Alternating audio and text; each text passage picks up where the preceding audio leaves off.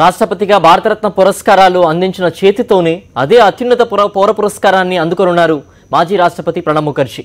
భారతరత్న అవార్డుకు ప్రణబ్ అన్ని విధాల అర్హుడన్నది నిర్వివాదాంశం.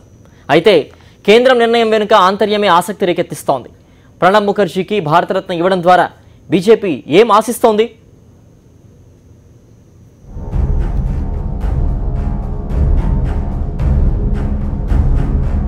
సుదీర్ఘ రాజకీయ ప్రయాణంలో రాజనీతిజ్ఞుడిగా, మచ్చలేని నాయకుడిగా మాజీ రాష్ట్రపతి ప్రణబ్ ముఖర్జీకి క్లీన్ ఇమేజ్ ఉంది.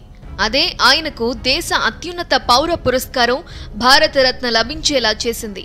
ప్రణబ్కు అవార్డు ఇవ్వటంపై ఎక్కడా ఎలాంటి విమర్శలు లేవు.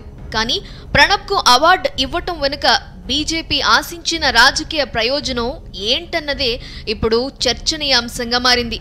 ప్రణబ్కు అవార్డు ఇవ్వడం ద్వారా రెండు అంశాలను బీజేపీ హైలైట్ చేయాలని భావిస్తోంది.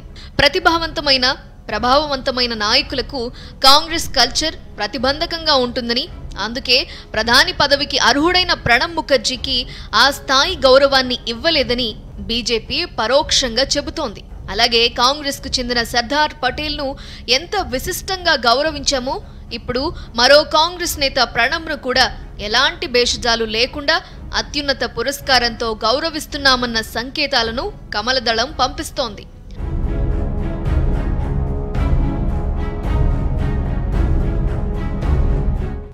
రాజనీతిజ్ఞుడిగా, దౌత్యవేత్తగా, రచయితగా, జర్నలిస్ట్గా, అధ్యాపకుడిగా తనదైన ముద్ర వేసిన ప్రణబ్ ప్రధాని పదవిని చేపట్టాల్సిన వాడన్న అభిప్రాయం చాలా మందిలో ఉంది. 1984లో ఇందిరాగాంధీ హత్యానంతరం అనుభవం లేని రాజీవ్ గాంధీ కంటే తానే ఇందిరకు అసలైన వారసుడినని ప్రణబ్ భావించారు. కానీ అప్పుడు ఆయనకు ప్రధాని పదవి దక్కలేదు.